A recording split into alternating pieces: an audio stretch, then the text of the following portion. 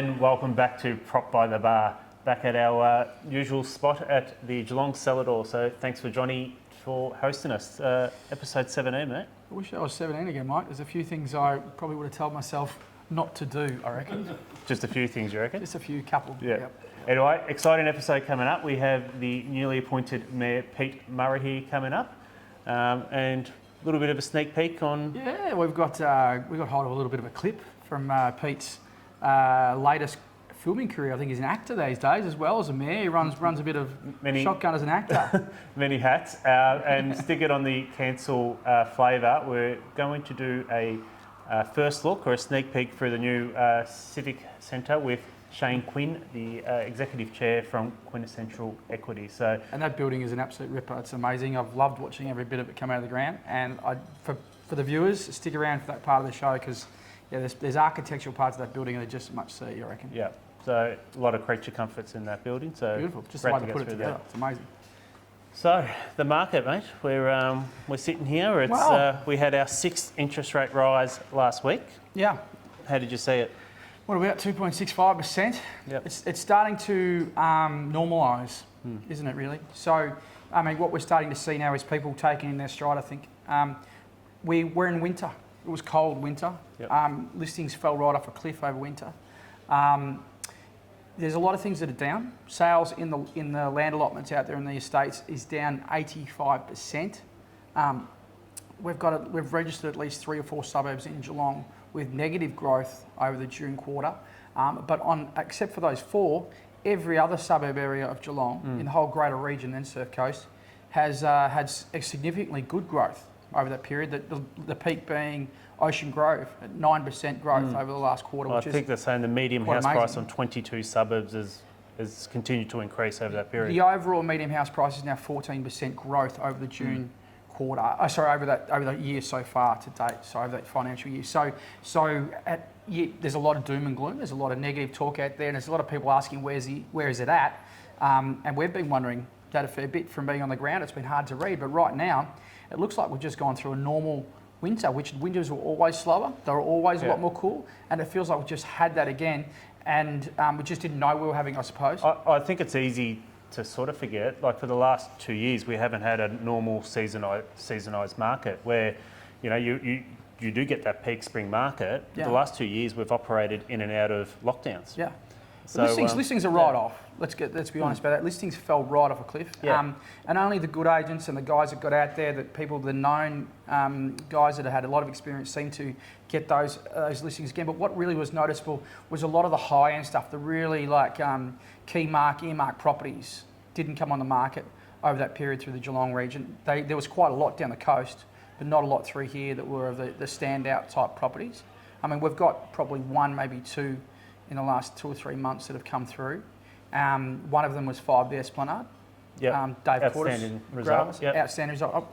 Was it $500,000 above reserve? Not sure what the reserve was, but I think it was sold for 5.25. 5.25. Yeah. Beautiful property at 5 the Esplanade. Amazing property. I think, what about 4 bedrooms, 2 bathrooms, double garage, but on the Esplanade, I mean, Melbourne great buyer. spot. Yeah, Melbourne buyer. And 5.25, and, if you had one clock back 2 years ago, people would be surprised that we got a 5.25 on the waterfront. I mean, that would have been a record then. So if you ask me, things aren't that bad. There's another property just come on the market that we'll talk about in the market wrap, 17 Pevensey Crescent. But how have you seen the listings in your business? Is the listings starting to come back? We're getting some build back? Yeah, they have. It's a later spring market. Yeah. But the number of listings we're starting to see that you will see come on in the next probably 2 to 3 weeks. So I think the auction market in spring is going to push right into probably deep December, into Christmas, I think. Which, traditionally you have a very big September or October. I think October, November, December are going to be the key. Yeah. I always rattle upon that the market tends to follow population movement. And one of the things we have seen over that winter period has been a slowing in the migration. We've had massive migration to our region in the last couple of years. We're up something like 50-odd%. We've lost top spot. Oh yeah, we have lost top spot. Yeah. It's definitely the Gold Coast now.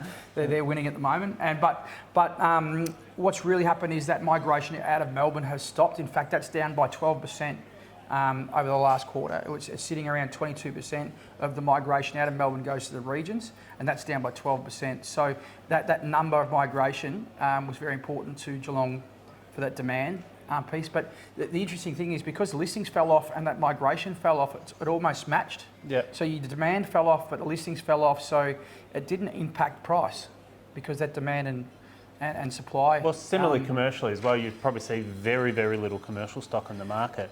So pricing, in my opinion, commercially hasn't moved at all. One of the things about commercial is the yield that's changed a little bit as the cash rate's gone up.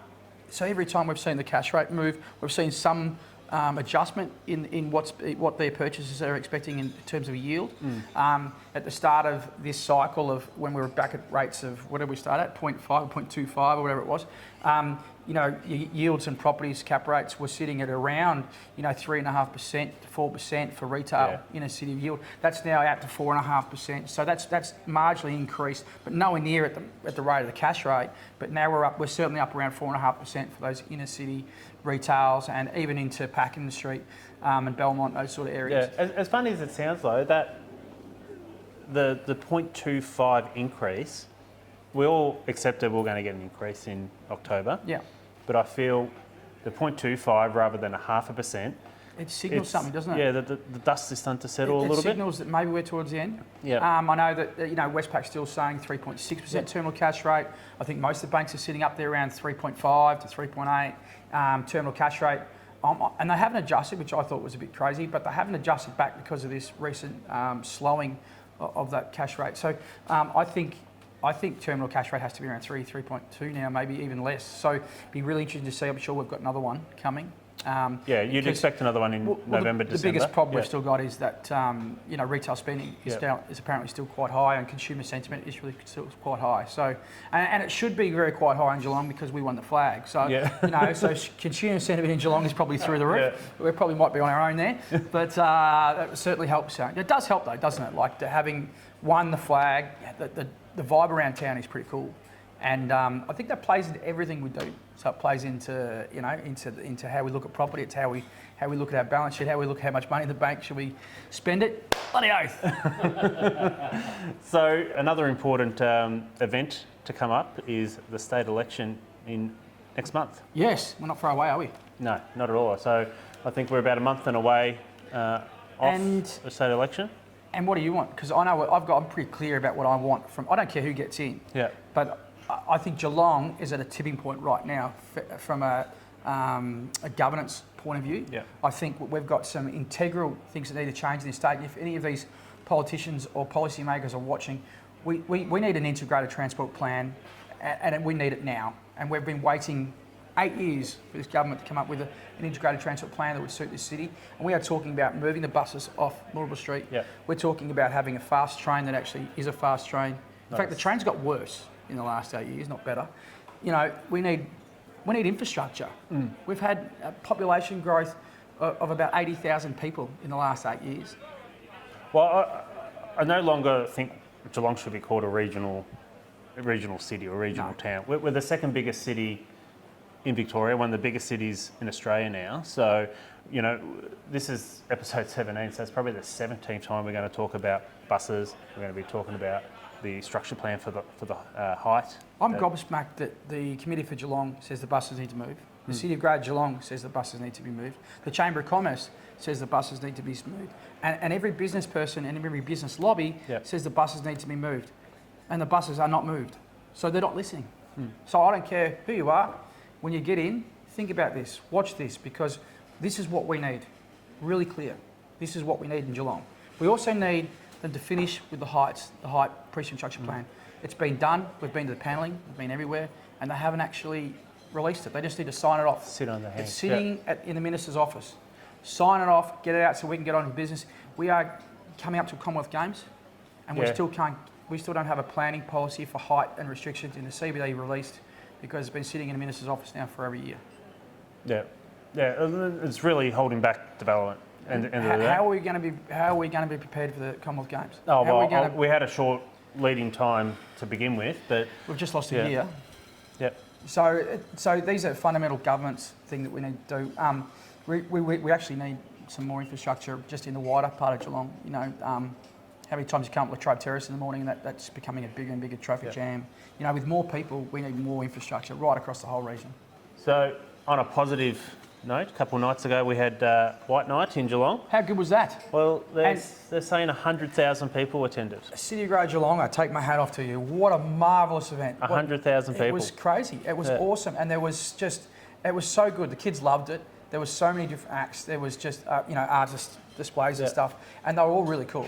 I really loved the crushing car guys, and as the car's crushed on the stage that rises behind them, the heavy metal band screaming and playing. That was just amazing. That was cool. That was really cool. More initiatives. That the traffic coming into Geelong on Saturday night. I don't know if you saw them coming in, but there's a lot of people from out of town. What they could have done and did do for our inner city businesses is quite amazing. And the more of that we can do, the better. Well done, guys. Hats off.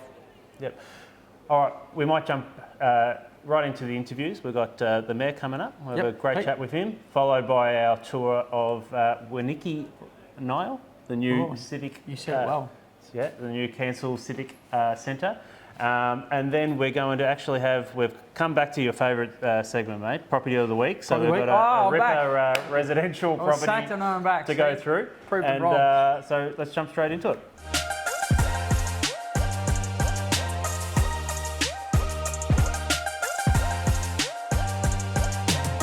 And welcome back to Prop. So keeping with our City of Greater Geelong theme today, we actually are lucky enough to have the newly appointed Mayor, Murrihy, with us today. Now, Mayor Murrihy was elected to the Council for the first time in 2017 for the Brownbill ward and served as Deputy Mayor from the time of his election until October 2019. He was elected Mayor in June 2022. And he has a list of portfolios and committees the length of my arm, and they include economic pillars of G21, the Geelong Heritage Advisory Committee. The list goes on and on. Heavily involved in the sporting community, current president of the Geelong Race Club, and strong ambassador to the Barwon Health Foundation and other local organisations and charities. And we can add to that list movie star. Yeah, star, I'm not sure, but anyway. Well, you were involved in a local horror thriller called Crow Valley, and we might just throw to a quick clip before we talk about it.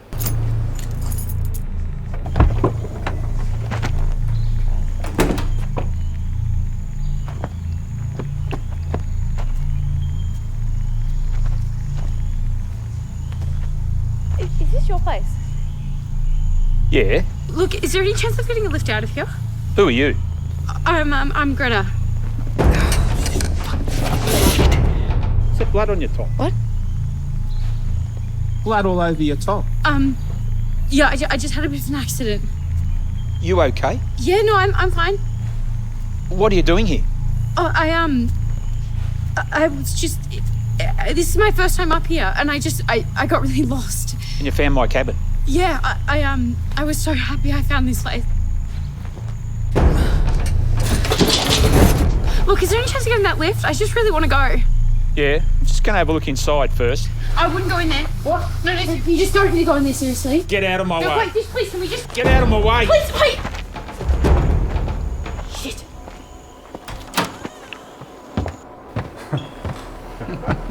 Well, there you go. Yeah. So the director, Josh Conn, actually said how impressed he was with your acting capability, and you've had to, not to give away too much of the plot, but you had to spend a whole day in a fake pool of blood in the middle of winter. How did that go down? Yeah, did you say it was only one day? Because I reckon it was about 4 or 5 days. Well, thanks for joining us on Propped. We're about to go through the new Civic Centre with the developer, Shane Quinn. Yeah, great. Council's back in there or partially back in there at the moment? Yeah, so Wirrika Nial. Yeah. So the first lot of staff moved in last Monday, and I think then on the Tuesday there was another group. So different departments have moved back in, and I think the progression was going to be over a few weeks, but it's been so smooth. I think some of the departments have come ahead of schedule. But the councillor group and those that have been working at a City Hall, I think from the beginning of next week, we start to move in. So by then, so in 2 weeks' time, we should be all in there. And then, you know, so all the council officers that have been around the city will now be on the one place. And that's one of the things that's great about it, is it because the council has for forever really been spread all over the city, hasn't it? In different places, different locations. The efficiencies about it, are they going to be greatly improved and oh, absolutely. cost effectiveness? Yeah, cost effective, the efficiency. There's been a lot of negativity at the council around culture for a long time. It's been spoken about and different people have made political headway with it. Do you think, and I honestly do believe this will go a long way to solving that. It's having a good place to work, a nice culture, revolves around the people and their ability to interact and stuff like that. I think it's going to improve a lot of that issue. Yeah, look, I think if you feel good about where you are, where you're working, that rubs onto the person you know next to you and in different departments. Certainly, there's the culture, as you say, has been an issue, but there's been a lot of work done in relation to that. And this new building will go further to improve all that. So you're newly in the chair, the mayor chair, since June this year. Yep. If we can just start with, I guess, some of the state government criticism towards council being able to handle large projects. There's been Greenspine and other issues. Yep. Where do you sit with, I guess, those projects and some of the communication back to state government at the moment? Yeah, no, good question. And the night I was elected, you know, I spoke about the political fog that was sort of hovering over the city at the time, and there was. We'd just come out of federal election. We had a previous Liberal mayor who ran for Corangamite, and then the 5 MPs, the local MPs, wrote a letter to the city, and so there was criticism with that. So I didn't want to look backwards, you know, so my task has been to meet with every local member. I've done that and more, and just to say, look, you know, we're starting from scratch here somewhat, a new mayor, a new outlook on things, and just to clean the slate and have better and open more communication going forward. And I think that's worked. You know, I think everyone has been pretty keen to do that. So, you know, I think made pretty good headway in that space. It has a potential to be a political football, doesn't it, over the next few months as we get towards an election.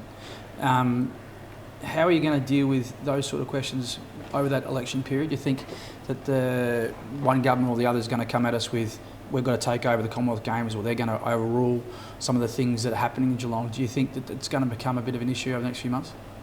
No, I don't. I think it's an exciting time for the city with a state election, with the more announcements coming with the Commonwealth Games. Look, I'm non-political, so and I've been, you know, very upfront with that right from the start. Very independent, and I think that puts the city in good stead. You know, it's so you're not coming from a political view when you say things. You know, whether Labor or Liberal or Green or whatever it may be. So I think the local members have accepted that. I think you know, they're quite content with that. It's a really important piece that you are sort of non-political, because it puts a lot of that to bed, doesn't it? One of the issues, and we've spoken a number of times on this show, is I guess what we say is a bit of a divide in the city, and it's that the bus is in Moorabool Street. Yeah. Now we know it's a state government issue. Yeah. We spoke about the relationship with state government. Do you form a view of where the buses should be, or is that currently working? And yeah, well, I guess as a personal view and as a council view, look, it's not ideal. Where they are now is not ideal, and I don't think we'll ever fix Moorabool Street unless those buses are spread. You know, and the shopkeepers there will tell you, and so. The Department of Transport, they know, you know, what the councils wish, and they're saying they're looking at it, and that's really as far as, you know, I can comment on it. I think Geelong's population grew by 32,500 in the 4 years leading up to 2021. Yeah. So I think it's the third highest growing regional area in all of Australia. Sure. Yeah. So we need some infrastructure spend. Yeah, we do. Well, we do, and you know, but Is it the buses? Is it light rail? You know, do we bring them? Well, it has to be a combination. It has to be a back whole plant. It has to be linking up with the train station. It has to be these improvements with duplicating the track to Warn Ponds and all that sort of stuff. Yeah. It all has to be part of the same solution. Yeah, agree. Surely. Ballerine link, you know, getting the trucks out of Ryrie Street. We all realise and recognise that a vibrant city is going to be, you know, more people living in the CBD, and the mantra is another 10,000 people living in Central Geelong in the next 6 years. And look, you're right to ask the question, but I can't give an answer because you know we don't know. We wait, you know, once the state ticks off on that, you know, and the aim is for more people to reside in the CBD. So you know, the sooner that happens, the better. Right, I've got one last question for you, Pete. It'd probably be close to your heart. We ask all our mayors that come on this show, do you think Newtown should cede from the rest of Geelong? No, I think it's pretty good where it is. Isn't it? Yeah. Good question. Actually, before we go, if I could ask one more question, just a bit of an update on the convention centre. Yeah, look, from all reports, that's moving along very smoothly now, and we expect to shovel in the ground early next year. Right. So, and expected completion? Well, 2020, so before the Commonwealth Games. Yep. So I'd imagine, well, the end of 25, early 26. That's the prediction. So we'll keep our fingers crossed. It's been coming for a while, hasn't it? It has. Yeah. So anyway, can't wait to see that, and we thank you for coming on Propped and providing some insight to what's happening, and good luck with the office move as well. Yeah, no, thank you very much. It's been a pleasure. Thank you. Anyway, thanks, Cheers. Thanks, Bob.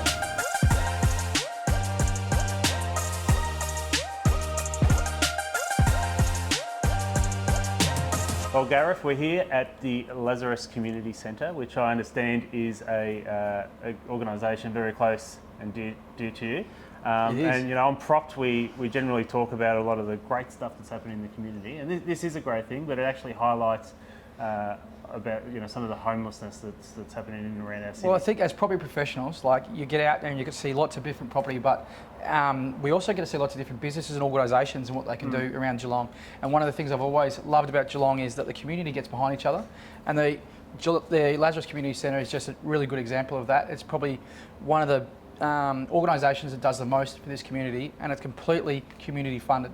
There is we've got a huge amount of supporters from the community, including Geelong Community Foundation, the Anthony Costa Group, Connected Communities. The list goes on.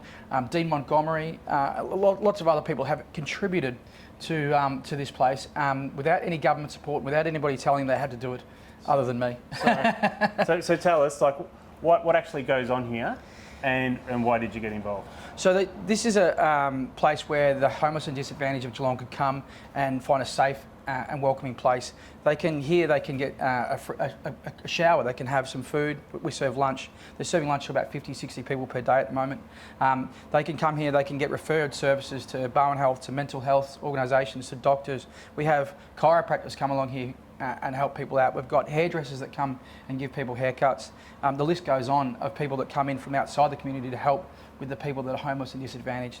And those people aren't just men, they are women and children and people who have fallen down on bad luck. And anybody can become homeless at any time. So it's, you know, those of us that aren't suffering it, we have to look out for those of us that are. Yeah. So. There's 3,153 different people have come through the doors of LAZARUS since June, which is a huge amount of people. 93 of those people are new people who haven't been here before. We've got 477 people have access to shower services, 312 people access to laundry services, 524 different people were given clothing, backpacks or sleeping bags from LAZARUS. This work is undertaken by the fabulous volunteers. We've got 45 different volunteers that are here 7 days a week between 9 and 4, doing everything from washing, cleaning, to helping out the homeless people, but also mostly making the meals and lunches and serving some wonderful meals. It's just such a fabulous service. And that's just since June. So this centre is used a massively amount for people who need these services. And it's just such a good thing that Geelong gets behind it, but it needs everybody's support. It doesn't get any funding from the governments or any other places, so it really does need the Geelong community to get behind it. So, well, the numbers are quite staggering, really. I think we go to work, you go home, you live your daily life. You don't actually really understand some of what happens. Yeah, some of us aren't as lucky as others. Yeah, and so we're beholden to to look after everybody. Well, you haven't said, but you are the chair of LAZARUS, which I think's outstanding, because I know it takes up a lot of your time in what you're doing here, along with other volunteers is fantastic, and it's a credit to all of you. Thank you, Mike, and your organisation is also involved here, because your girls help us run the campaigns for LAZARUS, and so. If you're watching, look out for some of the campaigns that are coming up to help fund LAZARUS. And if you want to get involved, hit up the website details, which will be on this at the bottom of this, and get involved with LAZARUS.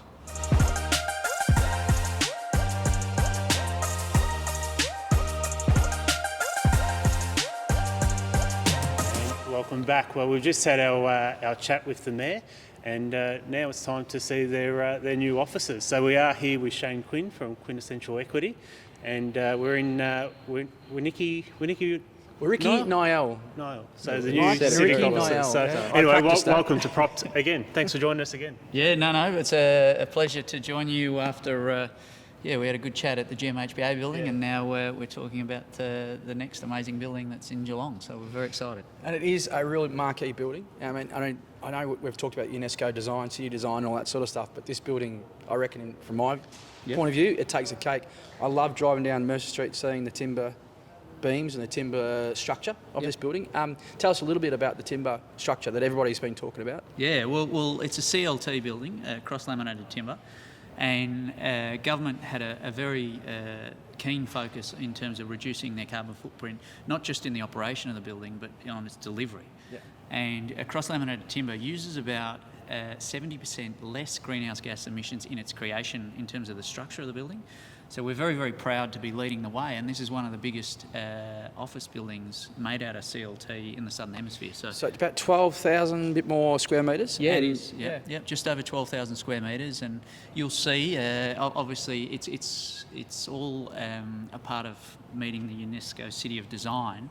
And it was all about making the building permeable from the outside, so that people could see in and it'd be transparent back to the community, and then also be warm and inviting, not just for the people that work here, but the people that visit the council. It's more than a building, though. It's a precinct, isn't it? That's what you're trying to design here, because we've got about 2,600 square metres of extra stuff outside for people to mingle in and to be part of the community. And then, obviously, you've got another site across the road, but hopefully we're going to get some more development from. So it is a master plan precinct, and we're very fortunate to work with council that has a very broad vision for what they want, and the permeability across the site, whether it be from the train station at the back through to the city, or from Mercer Street through, to all the activity that will happen on the foreshore. So the site's been really well curated in terms of that pedestrian traffic, invite people into the precinct, enjoy it, and then be able to move across the city seamlessly. Shane, the structure itself, is that a first for Australia?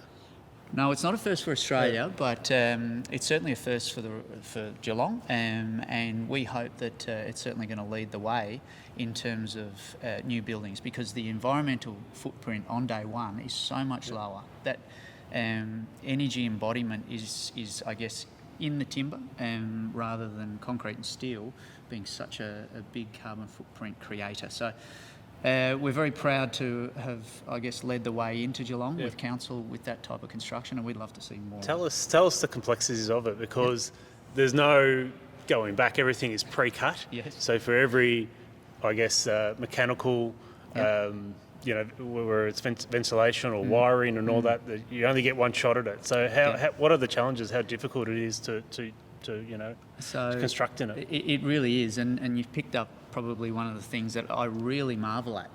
The thought that had to go into this building in design in those early stages and getting it right is extraordinary, and I can attest to it. I was a junior engineer coming out, and I worked on construction sites, and we had concrete saw cuts in a lot of the designs because we'd forgotten about some of the services. You can't do that in these timber buildings, and you've really got to work hand in glove with all of the consultancy teams to make sure that the penetrations are right. And you'll see up through the building, it really is extraordinary the amount of thought that went into this building to make sure that those panos were in the right places. Well, we understand that the first lot of council workers move in tomorrow, so we're very lucky to get a sneak peek. So you want to show us through? Yeah, we'd be delighted. Yeah. Fantastic, let's go.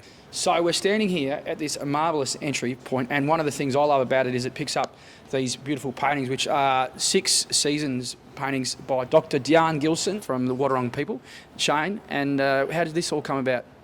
Yeah, so there was a lot of community consultation and working with the Wadawurrung people to be authentic in terms of how this building represents the First Nations people. And it isn't just at the entry point, but as you drive and approach the building, you'll see fins on the side of the building. And again, that Aboriginal heritage and artwork that's relayed through the building is very, very important to obviously council and the community, and it's deep within this building, and you'll get to enjoy some of it as we go through, not just here at the entry point, but also in the connecting stairs and on the fabric of the building. And that's consistent with a lot of the other new developments that we're seeing in Geelong, that we're picking up and respecting these heritage cultures of the Wadawurrung people, and it's coming through in a lot of the designs at the moment. So I think it's fantastic, and these are so colourful and they're so well placed. So I really like this space. Yeah, no, we're very excited about it, and as I said, you'll see it all through the building, and it's a really beautiful thing for the building.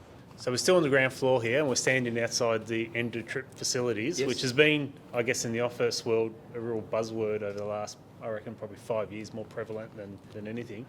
Why are they so important in new builds? Look, more and more we're seeing in our buildings that if you don't have authentic wellness, and Endotrip feeds into the wellness, so if people can ride to work, run during the day, go to the gym, and then come back and freshen up, and do it in, I guess, facilities that make them feel comfortable and, I guess, can add amenity to their day, it's just so important. And council's commitment to their staff is obviously prevalent here in terms of how they're offering their Endotrip facilities and the way people can come to work and also train during the day. So again, we always want to get that right, and it's about finding the happy medium, which is, not ostentatious but comfortable, and we think that we've hit the mark right on here. Well, these ones look pretty comfortable to me, so why don't we go and have a look? Yeah, let's have a look.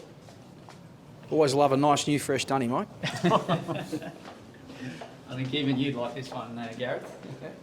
Maybe the towel service and the lockers, I'm sure you'd take well. Look at the lockers, it's fantastic. So, plenty of storage space? Plenty of storage space, 6 showers here. And again, it's a comfortable environment for people to come and work out with colleagues during the day or ride to work and feel very comfortable to change and go up. That all plays into the cultural piece, doesn't it? Of trying to keep the workforce happy and vibrant and wanting to come back to the office, especially with the hybrid models. Correct. So if we're not inducing people and giving them the platform to be the best they can be back in the space, why would they come back to the office? Yeah, exactly. Yeah. Well, this is magnificent. The finishings are great. Yep, access to lockers. All security access, and again, people can come here and there'll be a towel service, so very easy for them to use and feel comfortable. Yep. So we'll take you down now and show you the bike lockers and how people can arrive at work. Great. All right, we're down in the basement, and there's 119 car parks down there, which is pretty impressive for this location. And one of the things that I love about it, Shane, is these slider things I've never seen before. You want to tell us what's going on here? Yeah, so what we've got here is obviously we want to liberate the tandem car spots, and you don't want to have to wait for one of your colleagues to come down to get out, because you might be down here for half an hour waiting for them to finish what they were doing. So this way we can liberate those spots at the back. And again, when you design these buildings, you really want to optimise all of the space for the tenants that use the space. And the basements often get forgotten about because you're trying to get the efficiency up on the floor, but obviously dropping the columns down into the basement has impact on car spaces. So our team came up with a very innovative way to liberate those back spaces. So there's literally slide across and you can park your car behind it and slide it back again. It's fantastic, isn't it? So no, it makes it a lot easier at night. In addition to those, you've also got some stackers which actually drop the car into the basement and then back up. So it's a real Tetris place because it goes down and across and sideways. But again, we made a commitment to council to provide 119 spots, and rather than have to go down and build another basement, which is obviously at risk, time delays and cost, we liberated that space by using those stackers over there, so that met council's needs. So Yeah, it's real very smart, exciting. real yeah. smart. And there's bike racks and other end of trip services over there Yep. as well. Yeah, so basically it's a one-level basement that people can ride into and drive into, and again, we want all of our basements and our back of house spaces to be bright and airy, so that I guess it sets the standard for the building. So we painted the floor, not a council's cost, at ours. So if any locals are watching, we did that. But we feel that we want to leave these buildings in the best possible state that we can and set the standard. And so you'll see here, it's very fresh, it's very bright, and it feels safe. And that's what we want for our tenants and staff. That's a great spot. Yep. So head up. We'll just show you the end of trip facility quickly, and I guess show the opportunity for people to ride and come to work in a different fashion other than driving. I know you drive always, so you wouldn't do anything but drive. No. I've got my electric scooter these days. Well, there's plenty of bike lanes, so I'm assuming we're going to me need and some. Peter Murray have in common, Mike, is we both ride electric scooters. It's the future. Well, anyway, if you were to ride even your electric scooter, you can charge it in here, or your electric bike, or your standard bike. Yeah. So it's a very safe place to come and store bikes, and we obviously, along with council, promote healthy activity, and if people can ride to work, I think no one's going to be disappointed about storing a bike down here. It is the future, like these electric scooters, electric cars, bike travel. It's really, it maximises the road usage. It's smart. And there's no reason why not. No. The only problem you get is the Geelong winters. Yeah. But that probably pushes people into cars and people coming out from Torquay and things. But that's why we need that integrated transport plan we've been talking about. Well, that's a story for another day. For another day. Well, I've got my electric bike in Melbourne, and I can get to work in 10 minutes on my electric bike, and if I drive, it's 15 to 20 minutes. So I keep the electric scooter in the office, and if I have any appointments in Geelong CBD anywhere, I go on my scooter. It's just a lot easier, and I don't worry about parking fines, especially the car parking fines. I don't have to worry about it. Okay. So we're on the podium floor of the building here, which predominantly looks like there's some large meeting rooms and some workout areas over there. More importantly, we can see some of the timber structure that we spoke about earlier in the foyer. Do you want to add a little bit more detail into the work that's gone into that? Yeah, look, I guess when you look up, it's not your standard office building. It gives extra height, but it has a real feel. And when the architects talked about a timber building, I remember at the pitch when we were at council, and they talked about it smells like Christmas, and I was like, well, what are you talking about? And when you're in here, it has a distinctive smell, but it has a feel, and I think it's a very warm, earthy feel. Yeah, it has real warmth. Yeah, so I really hope that the people that are in the building get to enjoy that. And if you look up at the actual structure, the thing that baffles me is the depth of those beams, and the fact that all of those penetrations were pre-cut into the beam before they came anywhere near site. So there was a lot of forethought that went into designing it, because obviously the mechanical and electrical ducts are required to make a building operational. Only get one shot at it. Yeah. You do. So you wouldn't want to take the chainsaw to it halfway through. Drilled after. So No. all these cables, and every hole had to be pre-cut before it was even put in. There was a lot of thinking gone into That this. is marvellous. Amazing. So, and I can attest to when I was a kid, we built out of concrete, and we put a lot of holes with saw cuts, but you wouldn't want to be doing that here. I think the chainsaw wouldn't look that good cutting a hole in it. And obviously we're overlooking the glass atrium, which extends 3 or 4 levels. Yeah, the whole levels are up to the 4th level.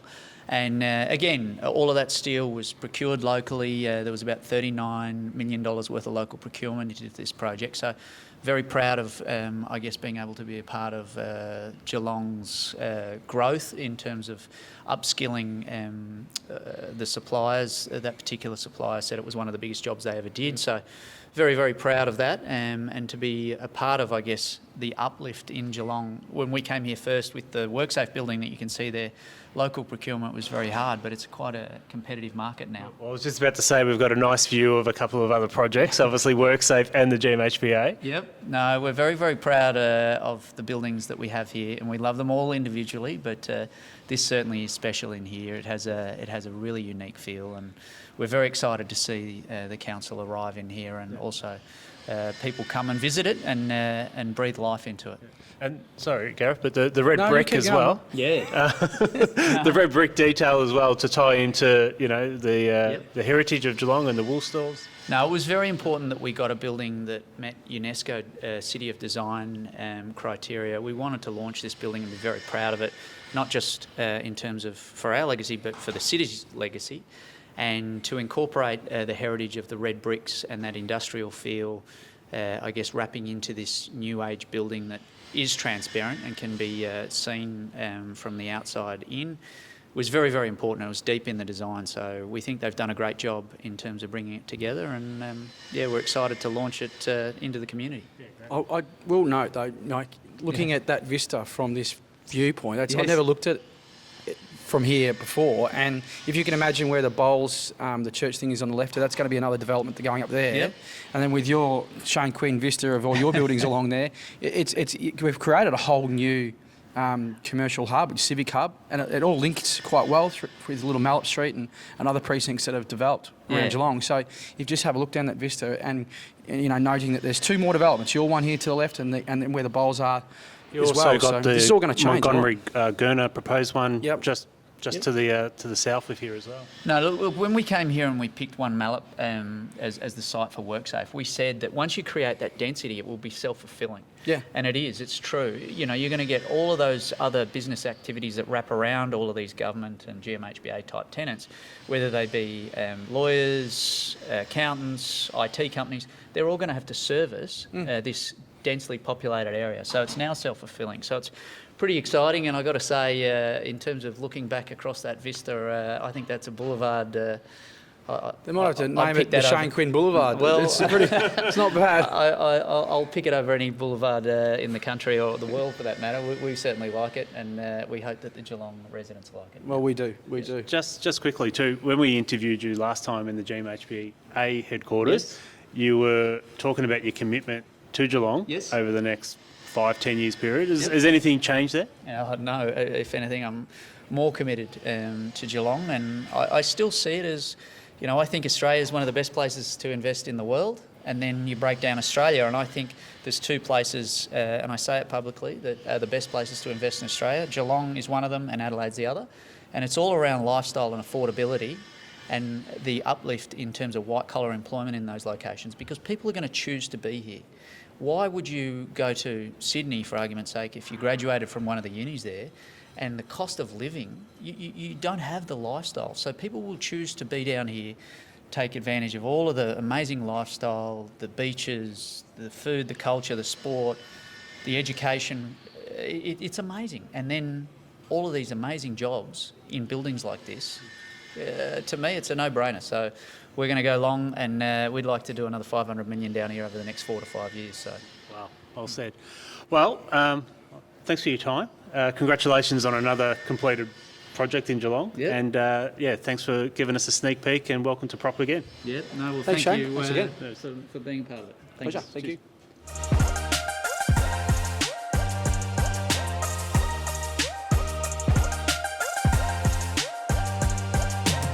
Pretty flash offices. I wouldn't mind them. Yep, they're Yep. pretty good. Yep, nearly as good as mine. I should say nearly as good as yours. But anyway, that's what it sort of sets the benchmark now, doesn't it? It does, doesn't it? And I just love that timber beams and all the timber work inside it. It's brilliant. And, and I think we said this enough in it, but every bit of beams and everything they had to pre-cut to bring the services through.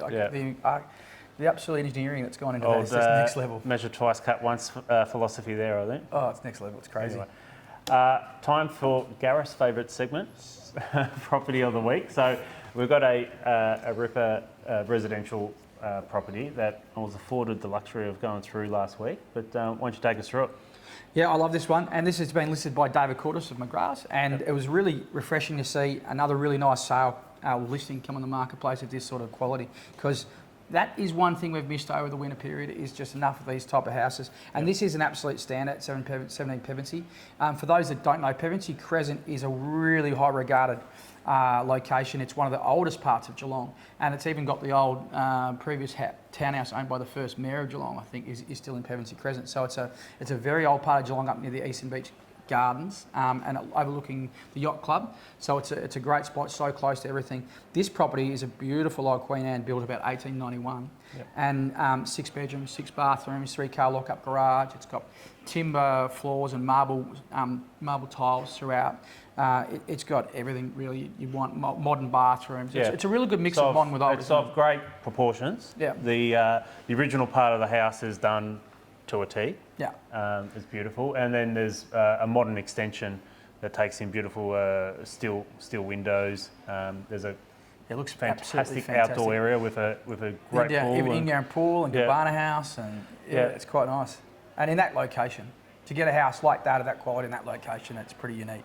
So been sold by expression of interest, quoting 5.9 to 6.4. Yep, that's right. Yeah, 1,200 square metres. Yeah, I mean, these sort of quote prices, I would have a few years ago would have said, whoa. Yeah. You know, but that's probably, you know, if you have a look at the one that they just sold at 5, the Esplanade that we just talked about earlier, it's that was what 5.2. In consideration of that, this is pretty good, pretty similar, so if not better. In terms of pedigree, it's a it's a better house. Yeah. So the price range seems up there, but it's probably about right, really, because it is a unique prestige property. Well, we look forward to seeing the result on that one. And that's all the time we've got for this month's episode. So again, our usual thanks, John at Geelong Cellar, Chris behind the camera, Johnny Fitzgerald, of course. Thanks for joining me again this week. Don't forget to subscribe to the link somewhere down there. Yeah. Otherwise, we'll see you next month. Thanks again.